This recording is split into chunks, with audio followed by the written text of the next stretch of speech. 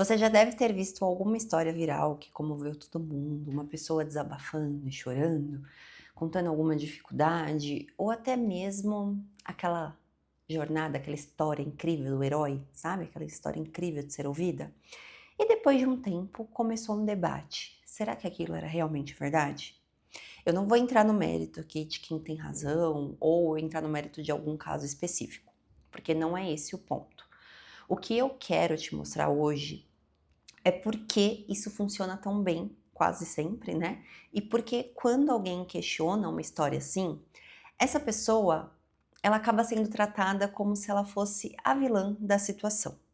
Existe uma explicação real, estudada pela psicologia, pela neurociência, para entender o porquê o seu cérebro, ele acredita muito mais fácil uma história bonita de ser ouvida do que um fato frio, digamos assim.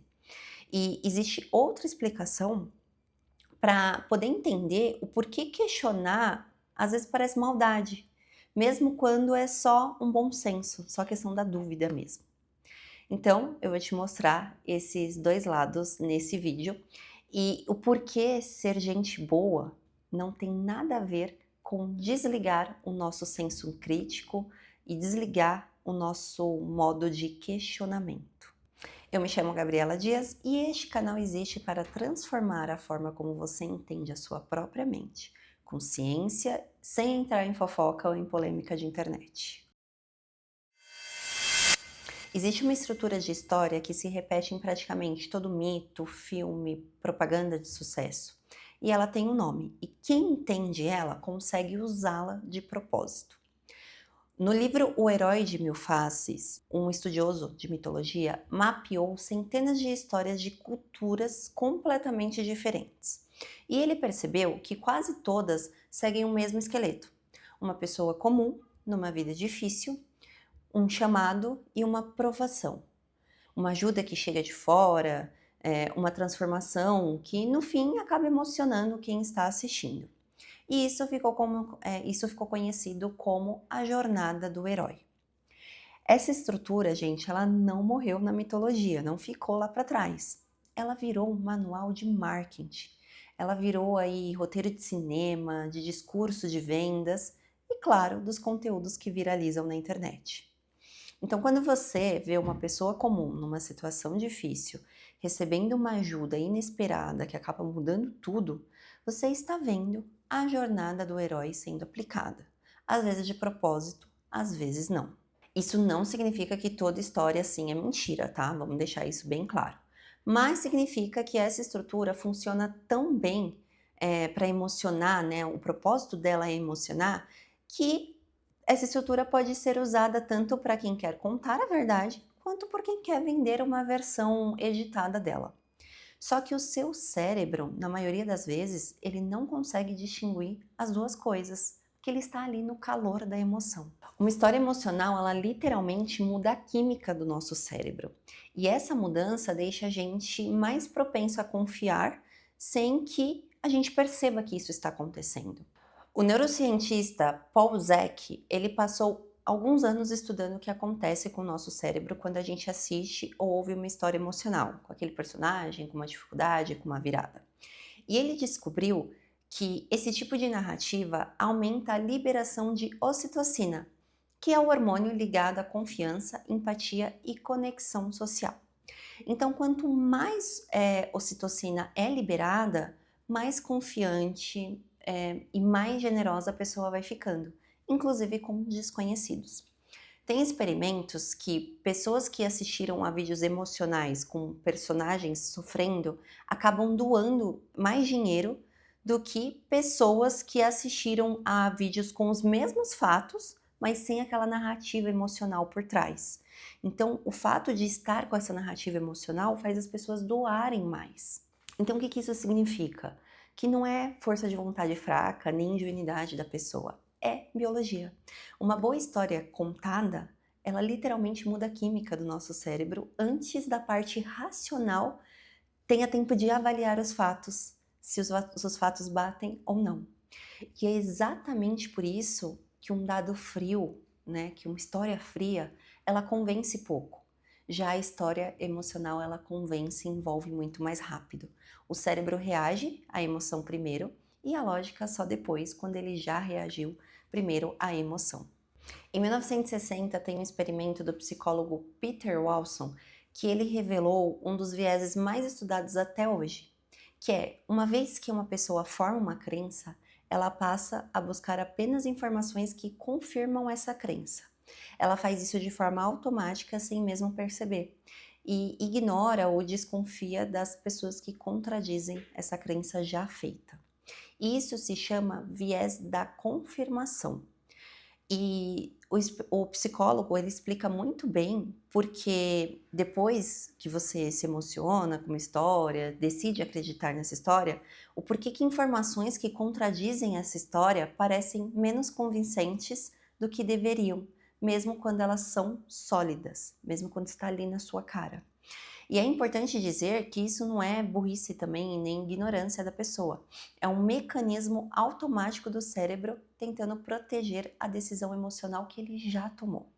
Quanto mais forte foi a emoção inicial, mais resistente fica essa proteção. Existe também um mecanismo psicológico que faz a gente precisar acreditar que o mundo é justo.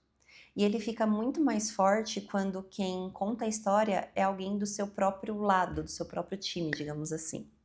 O psicólogo Melvin Lerner, ele descreveu ainda no século passado algo que ele chamou de hipótese do mundo justo, que é a necessidade psicológica de acreditar que o mundo funciona de forma justa e que gente boa recebe sempre coisa boa. E que histórias comoventes de superação são exatamente o que parecem ser, porque é o que a gente quer acreditar. Então, quando alguém questiona uma dessas histórias, essa nossa necessidade acaba sendo ameaçada.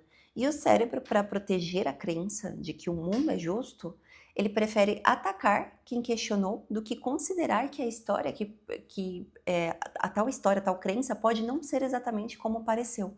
E questionar isso, gente, gasta energia, né? Então, por isso questionar às vezes acaba parecendo maldade. Mas não é que questionar seja maldade, é porque quem está emocionalmente investido na história precisa que ela continue sendo verdadeira. E a pessoa que questiona ameaça isso. Uma coisa que piora tudo isso, essa proteção ela fica muito mais forte quando quando alguém que está no centro da história é alguém do seu próprio time, digamos assim. No mundo polarizado que a gente vive hoje, a mesma história é recebida de formas completamente diferentes, dependendo de quem está contando. E isso também já foi comprovado em laboratório. Em 2006, durante uma eleição presidencial nos Estados Unidos, um pesquisador chamado Drew Westen fez um experimento com pessoas de dois lados políticos opostos. E ali ele mostrou para cada grupo informações que contradiziam o candidato do seu próprio partido e informações que contradiziam o candidato do partido adversário. Quando a informação contradizia o próprio candidato, as áreas do cérebro ligadas ao raciocínio lógico praticamente desligavam e as áreas ligadas à emoção e à defesa se ativavam. Quando a mesma contradição era sobre o candidato do partido adversário, o raciocínio lógico funcionava normalmente sem nenhum esforço. E isso aconteceu nos dois lados. Não importava se a pessoa era de um partido ou de outro. O cérebro fazia exatamente a mesma manobra para proteger o seu próprio partido. E isso vale para política, isso vale para time de futebol, para a empresa que você admira, para um influenciador que você segue, para tudo que você já criou ali uma crença. Existe uma pergunta simples, ao meu ver, que ajuda a flagrar se isso acontece em você mesmo. É uma pergunta desconfortável, mas é de propósito. A pergunta é: se essa história fosse sobre alguém que eu não gosto, eu acreditaria com a mesma facilidade? Se a resposta for não, isso não significa que a história é mentira. Significa que a sua avaliação não está vindo dos fatos, está vindo também de quem está contando. Então, o narrador daquela história, ele está importando muito para você. E você vai deixar de analisar os fatos por conta do narrador ou quem está ali no centro da história. Uma história bem contada não é a prova de nada, é só uma história bem contada. O seu cérebro, ele vai continuar reagindo à emoção antes da lógica. Isso não muda. O que pode mudar é o quanto de espaço você dá entre sentir e decidir. E questionar uma história não te torna fria nem vilã, tá? Te torna alguém que pensa antes de agir, alguém que questiona, o que no fim é uma forma de cuidado e não de ataque. Eu acho que questionar é essencial e tá faltando muito disso nas pessoas. E se você quer treinar esse tipo de clareza, separar o que é emoção e o que é fato, o que é narrativa do que é verdade, eu te convido a se inscrever nesse canal, ativar o sininho. Também já deixo o convite para você me seguir no Instagram, vou deixar o meu arroba aqui. E se algo que eu falei aqui te fez sentido, né, se deu algum insight aí para você, deixa um like para eu ficar sabendo. Se você estiver no Spotify, por favor, deixa 5 estrelas, que é muito importante para o crescimento desse canal. Combinado?